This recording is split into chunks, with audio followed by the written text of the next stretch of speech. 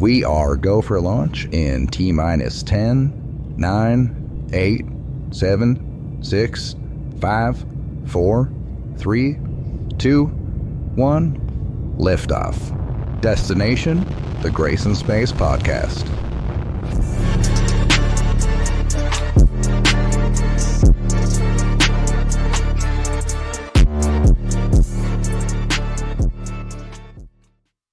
Welcome to the Grace in Space Podcast, everybody. As always, I am your host, Grace Frazier, and I am super excited to introduce you guys to my guest today. He is an advocate for accessibility in space, as well as the founder and former CEO of Scout Space, Eric Ingram. Eric, really excited to have you on the show today, man. Excited to be here. Thanks for having me. Looking forward to kind of talking about what's going on and what has been going on. As you mentioned, my current jobs-ish are I'm the owner of Ingram Insights, which is my consultancy. Currently on the leadership team for AstroAccess, which is working to make spaceflight accessible to people with disabilities. And I'm on the board of directors for an organization called Together International, which is providing resources to entrepreneurs with disabilities. And I think that's it for now. Awesome. Very cool. That's a lot of hats. I like it. If you're cool with it, I would love to just kind of dive into your background. Being a young engineer myself, I really like hearing how inspirational people got to where they're at, and hopefully, people can learn something from it. So start from whatever beginning you want to start from. On a cold winter's day in yes, the year 1989 of our Lord. No. So, I've kind of said this before, like I'm a huge space nerd. And I've always been interested in space, didn't really have like a catalyst moment. It was just kind of always innately there. And so once I figured out that the space industry was a real thing in high school, I decided to do as many like advanced placement AP classes as possible to try to get a leg up on the competition. And so, did that, took as many science classes as I could, and kind of just aimlessly wandered through education. I ended up going to Old Dominion University for undergrad, where after a little bit of jumping around between majors, ended up getting a bachelor's of physics, and did some research into LiDAR systems and experimental atomic physics type things, and then started a SEDS chapter while I was there. Shout out to SEDS. Went to grad school, did most of a master's degree in electrical engineering, did research into patch antennas at University of Houston. And then through the network I had gained from going to conferences and just volunteering for as many things as possible, ended up landing a job at an asteroid mining startup called Deep Space Industries, where I was a grunt level engineer. And that's where I figured out I was a terrible engineer. So I stopped doing that, and then did some nonprofit work in both in and out of space, including being the president of the United States Rugby Association. Then landed a job at the FAA Office of Commercial Space Transportation, doing licensing and regulating of the launch and reentry industry.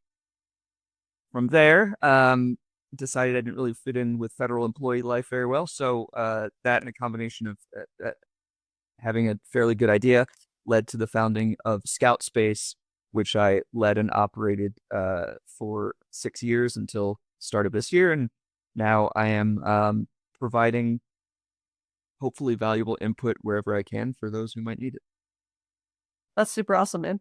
So, what made you land on physics initially? Because I know for me, once I discovered kind of like, oh, I want to do space stuff, I also kind of did the bounce around thing and slept into mechanical engineering because it felt like a good intro to aerospace. So, how'd you land on physics?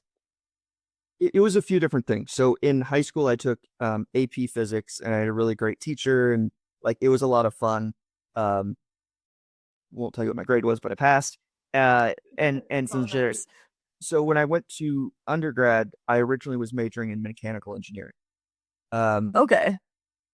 But they were very heavy on motorsports and like kinesiology in their engineering department. There was very little related to aerospace. And it was at the time, a very old school engineering department. And the vibes weren't good for me. So I then went to business because I was like, well, then I can just lead a engineering Yeah, right. education. I did that for a semester and got very good grades. And I decided that it was a little bit not quite challenging enough for what I wanted to do. And Mhm. so then I wandered into the physics department. Everyone seemed happy to be there and doing fun things and doing fancy research on exciting looking machines. And so I decided to just switch my major to physics and kind of went with it. And that's just kind of how that ended up happening. Um, Very cool. Okay. yeah, that's a common theme where I just wander into things until it kind of just works out, and then I I mean, that's go awesome. with it. Yeah. I love it. Yeah, that's super cool. So then your first job out of college, tell me about that a little bit. So you said asteroid mining? Yeah, it was an asteroid mining startup called Deep Space Industries. I was working on some subsystem design for some of their test bed missions, like CubeSat test bed missions for some of their technology. Um, it was remote, so I was actually doing it. It's way before remote was cool, but I was doing Yeah. it from Houston while I lived there, and just learning the process of space mission design, evaluating different products for the company's needs and things like that. And then also just I was kind of bouncing around between wherever they might need me in projects. So there was a couple other small things I worked on while I was there. So I was there for a little over a year. Um, Great experience. Again, I found out I was really bad at engineering. Attention to detail, not quite there. And Okay. I'm very much just like I like to do things and see what happens. And when you're trying to develop a system that needs to function properly, sometimes it just doesn't align well. So, um, I realize it's like hands-on engineering work, probably not my thing. And so Uh-huh. kind of moved away from that. Got you. And I think you already mentioned, but what was the next step after that? What did you decide to transition into? Decide is a strong word. It was Okay. again just happenstance. So a lot of these things, like the opportunity appeared, and I just kind of went with it. Right. And a lot of these things also somewhat overlap. They're not super linear, a little bit parallel, but I have a physical disability. I use a manual wheelchair. I have played wheelchair rugby for 20 years now, which actually hurts my soul to say out loud. And That's awesome though. yeah, super cool. The fact that I can say I've done anything for 20 years, very disturbing. But aside from that, um, Uh-huh. I went, I was very involved with the league and the organization, and Uh, the league was not in a good spot. So I ended up running for the president of the United States Wheelchair Rugby Association, and did that for 4 years. And so wow, okay. helped turn that organization around. Operationally, they went from being in debt to having their largest budget surplus in their 30-year history by the time, I decided to step away. And, Okay. I see. um, Nice. nonprofit world is very different than for profit, and bringing some of Right. those ideas and experiences into the nonprofit sector is useful for managing an organization. And so did that for 4 years, 2 terms, until I again overlapped a bit, but I ended up going to the FAA and moving to DC for that, and doing that job for 3 years. And so that tapered off a bit. Okay. Gotcha. So then how did you get into rugby? Did you just kind of stumble into that as well, or did you more like seek that out? Uh, a little bit of stumbling. So Okay. I've always played sports. Like when I was a kid, I did like basketball, track, tennis, like whatever Right. I could. But I was not really good at any of them. And my friend and I went to a wheelchair basketball camp one summer when we were in high school, and Uh, they were doing a clinic for wheelchair rugby. For those who don't know, wheelchair rugby is a sport made for people with quadriplegia, meaning um, you have a disability on all four limbs, um, or significant impairment in three limbs. The nuances get in there, but uh, I had no idea that existed. And so the guy running the clinic pulled me and my friend aside and said, "You should try the sport." We had no idea what it was. and he told us about it and that you needed impairments to play. Like we looked at our hands and we're like, wait, we qualify? Um, Uh, and we did, and so tried it out, fell in love with the sport, came back home, um, and we decided to start a wheelchair rugby team. And so we were 15 at the time, started a wheelchair rugby team. I played with them for 7 years, and then that's kind of how I got my start. wow, that is really cool. Like starting your own team and everything. I don't think I realized that. That's cool.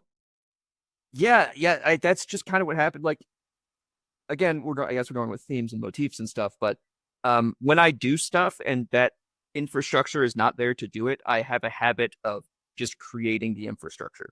So That's awesome. similar to that, when I started my SEDS chapter at Old Dominion University, because I wanted to be involved in space stuff, started a chapter, and then by the time I graduated 2 years later, we had 75 members. And so it then kind of collapsed because, leadership rotates and college Right. is like that. But I have a terrible habit of just building things. Yeah, so general theme is if it's missing, you make it. And if it exists, you make it better. I mean, that's pretty cool. Yeah, I guess so. It's never really Yeah. intentional. It's just kind of like that's the necessity I see in front of me, and so I just do it. Right. Which double-edged sword, but so far so good. It's a really good quality to have though. That's something I don't think a lot of people have the drive like that. So that's a pretty unique quality. But Thank you. yeah. So when did you get involved with AstroAccess then? Are we kind of on that timeline there? Yeah, so AstroAccess was post FAA. It was in the somewhat earlier days of Scout Space, but it was in man, I want to say early 2021. So Anna Volker and George Whitesides started AstroAccess in late 2020 amid the pandemic. And then I ran into people at a virtual Uri's Night party the next April. One of them came up to me virtually and was like, there's this project you should know about. I'll introduce you. And, after 30 seconds of explaining what AstroAccess was, I was like, I'm in. Yeah, like, let's do it. Totally. So, yeah. I was in fairly early, definitely not part of the founding team, but I've been in since, the beginning. And, it's been awesome to be a part of. I'm selfishly doing it because I want to go to space, and making sure Totally. there's no hurdles in the way when I get the opportunity to go, but also excited to help others who will hopefully get the opportunity. 100%. And it's with AstroAccess that you did your parabolic flight, correct? Yes. So the organization has done 2 full parabolic flights that were their own. And so for those who don't know, parabolic flight is you get an airplane and go up and down. And on the down parts, you get 20 to 25 seconds of microgravity. And we did about 12 to 15 parabolas per flight. And we've done experiments to test things for people with mobility impairments, visual impairments, and hearing impairments to better enable them to operate in these space and microgravity environments. And of course, the organization's done partner flights where we will fly some of our ambassadors as parts of their flights. So we've done several partner flights as well. But yeah, no, that's I've done it twice now, and that was an amazing experience. Yeah, totally. I got to do one a couple months ago where we tested an experiment, and it was 30 parabolas, which I cannot lie. I made it to parabola 25 without throwing up. Really? Oh man, I would have loved 30 parabolas. It was so much fun, but were they lunar or microgravity? so we had 2 lunar parabolas, which honestly I found more fun because you could I don't know, you had a sense of like body awareness. You had the ground as your base. The first micro parabola, at least for me, I was so discombobulated. Like That's what happens. you can't swim, right? Because you have no resistance. It's the weirdest feeling ever. Yeah, I remember the first microgravity parabola. They basically just told you to just lay there. Like your body will want you to swim and flail like a crazy person. So Totally, accept it, right? And I was like, I'm not gonna flail. Like, what are you talking? Like, I have self-control. No, dude, I was like flapping my arms like a bird out there, and nothing was happening. But I will agree with you about lunar parabolas. I would love to do a completely lunar flight. Super brief aside, I found out that in lunar gravity, I can stand unassisted. So Awesome. that was an unexpected discovery on the first AstroAccess flight we did, which I was then able to confirm on the second AstroAccess flight we did. And so I think there is a lot of exciting opportunities for research for people with disabilities, maybe rehab things for lunar gravity. Right. So if anyone out there is listening and you want to do an experimental lunar gravity flight, happy to jump in. Heck yeah. Wow, that's just so cool. So if you don't mind, I don't know if it's like, CUI or anything, but like, can you tell me about some of the different projects that you guys tested for accessibility on these flights? And maybe like what you specifically tested? For sure. And no, it's all pretty much not common knowledge, like what we did. Okay. The organization's already published one scientific paper, or one peer-reviewed paper, I should say, and they've got a few more in the pipeline, so the information's out there. So for the first flight, it was really testing for the mobility impairment group, movement and not movement in microgravity. So moving and not moving, staying stationary, and the tools we might need to do so, such as like hand grabs or other tools we can use to maneuver ourselves if we get stuck in the middle of the cabin or the capsule or not able to touch any things. Like, how can you get yourself moving? So like one of the things we had were like poles that extended that we could push off of things. Another one was having sandbags and tossing them, and just things like that, and also stability things. And the visual and hearing impairment groups had things related to, for the visual impairment, it's spatial awareness. How do you know where you are if you can't see anything? So it's about like tactile graphics and things like that. And then for the hearing impairment, it's about communication. How do you send and receive knowledge, especially in an emergency situation? So a lot of lights, and they were working on sign language things in microgravity, like can you understand someone if they are upside down relative to you? Interesting. So there was interesting experiments of that. And then in the second flight we did, the primary experiment I was working on was actually to just provide data. A lot of the spaceflight companies are concerned about the ability for people with disabilities, specifically mobility and visual impairments, to get in and out of their seats before the gravity returns. And and there's just no data out there, so it seems like a big scary thing. Right. And we actually designed analogous spaceflight seats to Virgin Orbit and Blue Origin in our flight, and we did ingress and egress drills in microgravity to collect data on that. It was really exciting. I think, to my knowledge, we had close to 100% success rate, and they were with 5-point harnesses. And Good Morning America actually ran a story that featured that experiment. So that was pretty awesome. But yeah, that's just kind of a flavor of some of the stuff we've been working on. Yeah, so I actually did watch that Good Morning America segment. I watched it when it came out, actually. So was it more of like, what was the like baseline of the experiment? Were you at the chair? Were you floating and it's like getting to the chair and then clipping yourself in? What was kind of like the procedure? So for this one, it was not about finding the chair. It was about just getting in and out of it. So we started each parabola with like touching the armrest of the chair. And so what we then had to do was get in the seat and fasten at least 2 of the buckles before the gravity started returning. And so for most of the parabolas, I got almost all 5 of the harness buckles in place. But I don't think there were any parabolas where I got fewer than 2. And so once you get 2 in, and usually you go opposite from each other, so you kind of have like a diagonal situation. Yeah. Then you're able, even with gravity, to then buckle in the rest of it. But Got you. Yeah, we did that with I think 3 mobility impaired individuals, including myself, and then either 1 or 2 visually impaired, so blind people. And I think everyone was able to at least meet those minimum requirements. Right. Super cool. That's awesome. And I guess more importantly, did you guys all have fun on the flight? Oh, it was a lot of fun. It's Right. I would say like there's a lot to think about, and so we actually had like quarterbacks where the wrist things with all the plays on it. We had a Yes. Yeah. parabola. We had a parabola tracker where like we had specific operations for each parabola, and so um we had to Okay. there's a lot of stuff we had to try to get done, and we were recording for scientific purposes, and also the news was there, and like there's a lot of things happening. Had a ton of fun, no complaints whatsoever, but Right. it wasn't exactly a leisurely flight either, which you probably understand doing a research flight.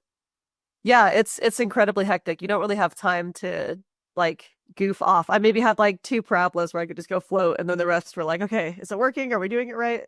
Yep, pretty much. Yeah, I had the two lunar parabolas to kind of have fun, and then as soon as the microgravity ones hit, like then it was game time. Gotta get on mission. Exactly. And I am 1,000% stealing your quarterback wristband idea for the next one. Oh, We like had our genius. procedures taped up and we're like looking for them. That's so smart. No, everyone, because almost everyone had different parabola plans. Some people were doing multiple experiments, so they had to move to different parts of the airplane. Right. And so we had to make sure we were checking off as many things as possible because those flights aren't cheap, and we got to make sure, especially since AstroAccess is not a nonprofit, like we got to get maximum value out of it. And so, Totally. yeah, it was a lot of logistics. Yeah. No, that is genius. I am totally stealing that.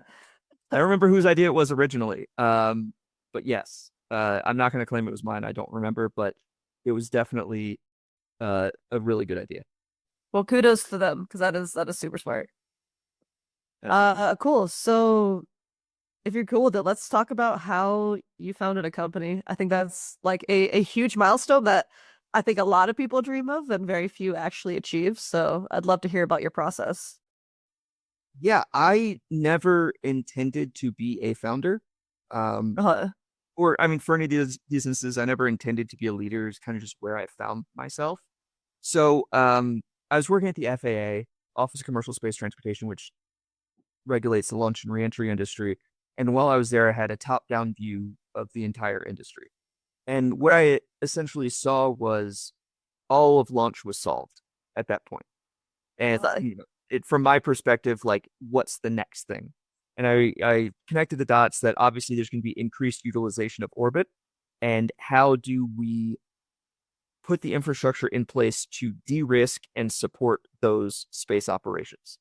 uh, And, at the time, I couldn't really think of anything elaborate, or at least things that I thought were elaborate. So my whole thing was I wanted to de-risk the environment so people with ideas better than me can go do their ideas. And, right. that's essentially started with, okay, well, we need more data. We need more information about what's going on in space. Data is information. Observation is data. So let's work on performing observations in orbit. So space domain awareness, space situational awareness, whatever you want to call it, in orbit. And that was the catalyst for what Scout Space evolved into. Very cool. Okay. So then you have this idea, like I have no concept of how one just starts a company. Like what were, you can do super high level brief overview, but like what did it look like? I mean, was it just you? Did you have a kind of like a group of people that were getting involved? Yeah, so I also had no idea what I was doing. And Oh, okay. I'm not gonna brand this as the right way to do anything, for just a caveat, but Right. there was an original group of founders, and they ended up stepping away after a few months just due to misalignment of mission, and it was very amicable. But I actually started it while I was still working at the FAA. So Right. it overlapped with the FAA, and I was still trying to figure out if it was a viable thing. So ended up bringing on a CTO about halfway through 2019 while I was still at the FAA, and we were working on this idea and trying to see if it had legs, like if it would bear fruit, and we're getting some good traction. So I departed the FAA in, I think, September, October 2019 to go full time into Scout. And that's when, we really put the pedal to the metal. We were building something, like we were developing concepts and mission profiles, and we were prototyping sensors and algorithms for looking and like basic computer vision, machine learning type things. I guess nowadays called AI, but pre-AI, Right. and kind of figuring things out. And then we went into 2020, and we were going to kick off our first round of fundraising in February of 2020. And then for those who were around, a month later, the world shut down. And so Right. the pandemic hit, funding dried up.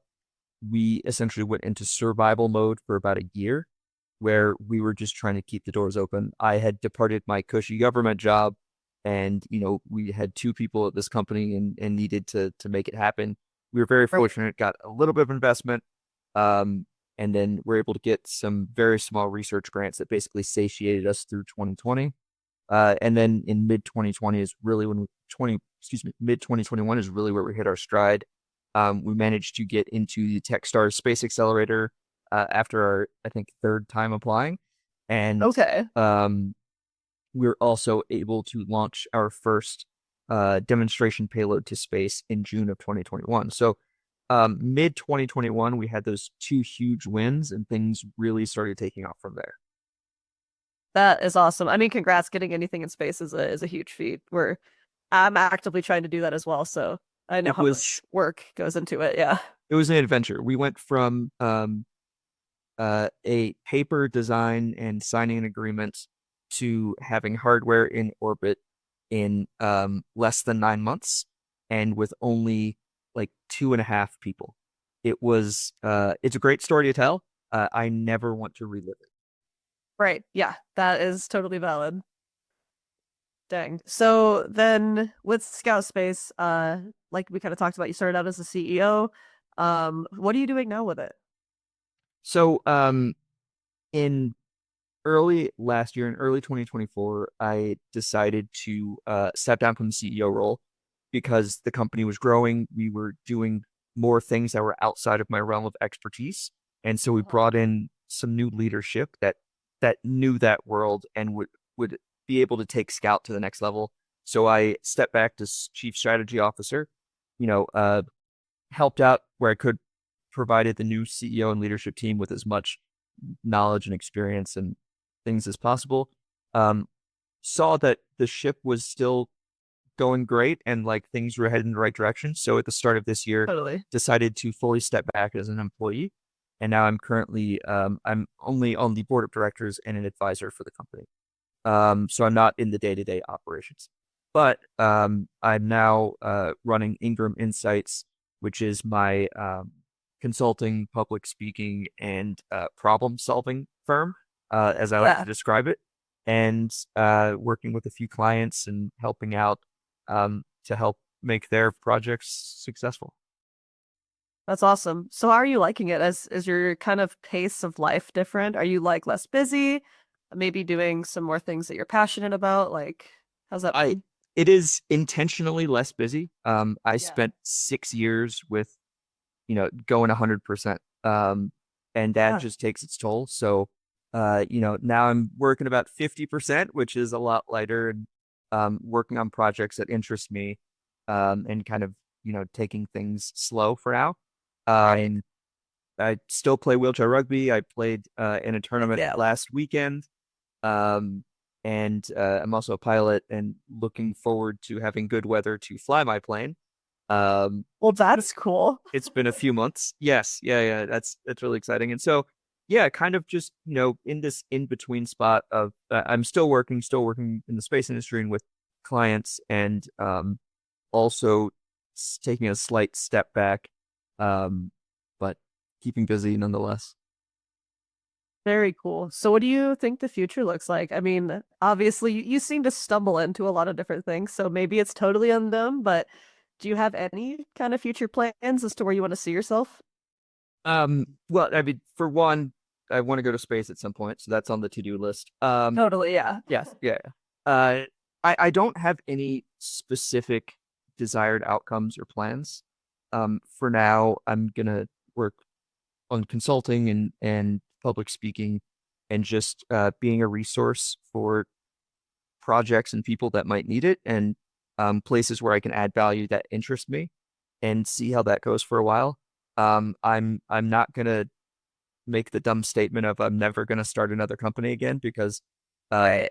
I know how that will be replayed to me, and I will be mocked for it. So I'm not gonna say that, but my We'll plan skip that is one. yeah, my plan is not to start another company or a space company, at least for a little while.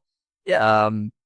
And just kind of see how things pan out over the next few months and or years. Well, cool. I don't want to take a ton more of your time, but I will ask you one more question. I kind of want to turn the tables on you a little bit. Yeah. Obviously, you are a super inspirational person to a lot of people, and I think you would be the answer to this question for a lot of people. But I'm going to ask you, if you had to name one person who has inspired you the most to get where you are today, who would it be and why? Oh gosh, that is a tough question. I know it's on the spot, so I know. I feel like if I say anyone, I'm gonna isolate someone else. Um, if you need to, you can totally give like multiple people, but yeah, that's tough. I will say this, and this is gonna be a total non-answer. But I draw from a lot of different sources. I don't think there's a singular person where I'm like, I am emulating that person, because they right. are. I'm not saying that those people don't exist, but what I see, what I do is I take bits and pieces from things that people do that are awesome that I just try to replicate. So other entrepreneurs out there, other activists and public speakers, people at the front lines of, making the world a better place. Like, I see what they do, and if I can pull a little bit of that, then I do. Yeah. Obviously I had a lot of great educators and stuff growing up, very supportive family. And so again, I live in DC, so this is my political non-answer, but there you have it. Yeah. I love it. I mean, honestly, it sounds like a good problem to have too many people to choose from for that answer. So that's pretty neat. Exactly. And they'll never know who they are, so that's the best part. Exactly. You're like, that was totally about you. What are you talking Yeah, about? of course. Yeah, you were lumped in. Well, Eric, thank you so much for taking the time to chat with me. You just have such an awesome story, and I'm really excited that I got to learn more about it, and then everyone who's listening gets to learn more about it. Appreciate it, and thank you for having me. For sure. And everyone watching, thank you so much for the continued support. You guys are awesome. And whatever you do today, make it awesome. We'll see you next time.